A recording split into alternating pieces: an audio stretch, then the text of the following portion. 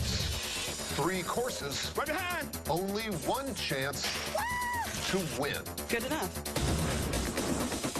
The challenge. Create an unforgettable meal. What the hell? From the mystery items hidden in these baskets. Oh, come on. Before time runs out. Our distinguished panel of chefs will critique their work. It's a poor representation of an entire culture. Just delicious. And one by one, they must face the dreaded chopping block. Who will win the $10,000 prize? Bring it on. And who will be chopped?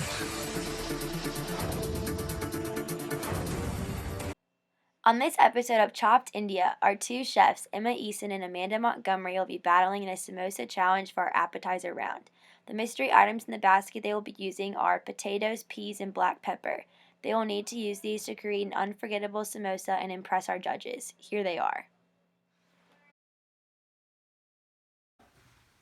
This is Chef Elle from India. She owns a 5-star restaurant in Calcutta and is very harsh critic of samosas as she has made them all her life.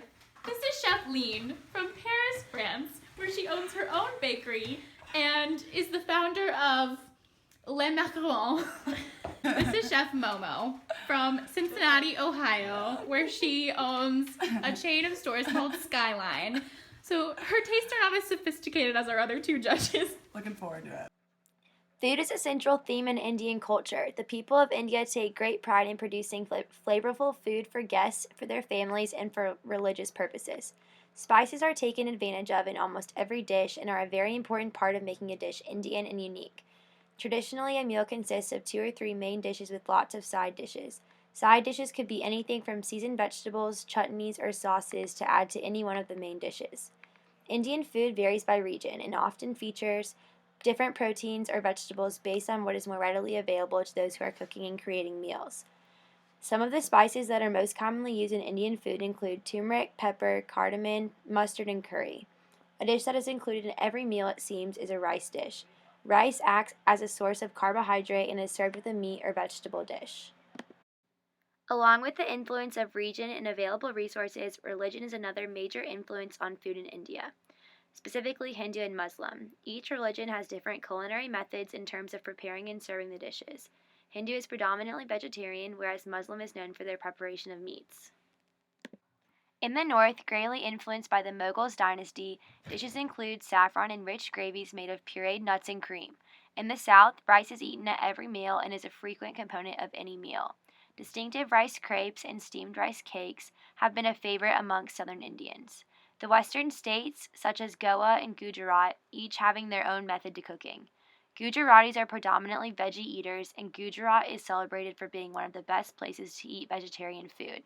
Maharashtra is a huge state with its famed capital Mumbai, formerly known as Bombay. This large region has 5-star hotels and restaurants that incorporate coastal favorites, such as a variety of seafood dishes with a slash of red chilies and a healthy helping of coconut. Most, if not all, coastal regions feature fish in a lot of their dishes. The eastern states, much like the west, feature fish and rice in their diets. Indian cuisine is as diverse as its people, and this is demonstrated in the extensive variety of small plates and appetizer-like dishes. Indians choose these popular snacks in many dishes because rather than filling one's appetite, they instead stimulate it, encouraging the eater to look forward to the other main dishes they will soon be eating. Many of these snacks are low in fat because their base is largely spices and potatoes. The samosa appetizer is one of the most popular snacks to date, made from potatoes, peas, and vegetables. From Burma and Malaysia through India to Afghanistan and Eastern Europe, from Iran to Ethiopia to Spain, and even Central and South America, stuffed with ground meat, potatoes, or local legumes, the sturdy little samosa has made itself a staple. In this episode of Chopped India, we consider them an appetizer, but they are more often portable meals or street vendor fast food. In the beginning was wheat. As long as 5,000 years ago, there were great figure-8 shaped trade routes winging out from Babylonia east through India, China, and Indonesia, and west all around the Mediterranean from the tip of Iberia past Lebanon and Tyre, and Ethiopia to the Phoenicians' great capital at Carthage in North Africa. Wheat, olives, and olive oil moved east. Central Asian lamb and goat moved south. Indonesian cumin, garlic, turmeric, and peppercorns spread west. The cumin and chili spiked ground meat filling found in Middle Eastern samosas spread into India with the great Persian and Turkish empires.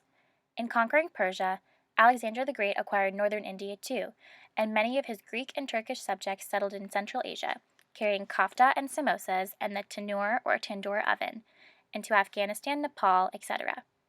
Meat was originally quite common in India, but the climate was less hospitable to beef cattle, and a reliable supply of dairy products became more valuable for protein. Eventually, Hinduism, Buddhism, and Jainism all prohibited meat consumption. By 1225, all of northern India was under Islamic rule, collectively called the Delhi Sultanate. Entertaining on a grand scale was a mark of prestige, and in this the sultans sought to emulate the traditions of the Shahs of Persia. They had their own private kitchens called madbaks, managed by an officer called the Chashnagir. They usually dined in the company of their nobles and courtiers from a common dastarkhan, a Persian word that meant both an elaborate tablecloth and a lavish meal of many dishes, and often from the same plate. A popular dish was sambusa or samosa, a triangular pastry filled with minced meat and nuts.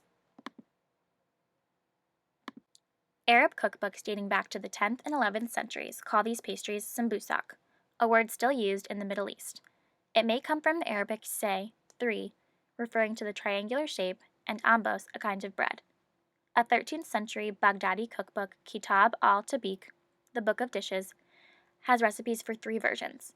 One is filled with meat flavored with coriander, cumin, pepper, cinnamon, mint, and pounded almonds. The second with halva, and a third with sugar and almonds. A characteristic feature of this and other medieval Arab recipes is the lavish use of spices including pepper, ginger, saffron, cinnamon, galangal, cumin, and coriander. At the end of the 14th century, the Turk Tamerlane, who claimed direct descent from Genghis Khan, marched into northern India, followed by his grandson Babur, who established the Mughal Empire. The Muslim Mughals continued to indulge their historical passion for meat, so that meat-filled samosas are more common in northern Indian restaurants. In the south, however, veggie samosas are the rule. Originally, most were spinach or lentil stuffed, but once potatoes were brought over from the New World by the Portuguese, along with hot chili peppers, they became a popular filling. By the mid-16th century, 3 varieties of chili from various parts of the New World were recognized in India and were rapidly adopted as a substitute for black pepper, since they grew virtually wild. Potatoes were a replacement for indigenous tubers and became an indispensable component of Indian food. The Sanskrit word for tubers, aloo, is the word potato in many Indian languages, although Marathis use the Portuguese word batata. The final product our judges will be enjoying is a traditional samosa with a twist. We used phyllo dough for an additional crunch, and it is topped with a sweet mango chutney. We included corn and carrots in the potato mixture for color. Okay. I can't really pick it up. Someone take the first 1, 2, 3.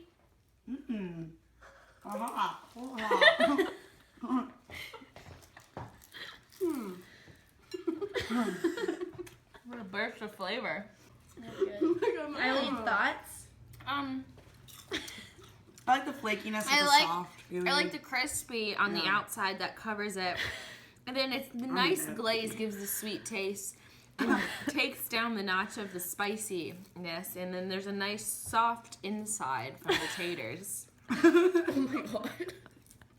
Oh, really heavy on the tongue. But if you took that away, I think the filling's really nice. It could use like a little bit more seasoning. But other than that, I would give this like a B+.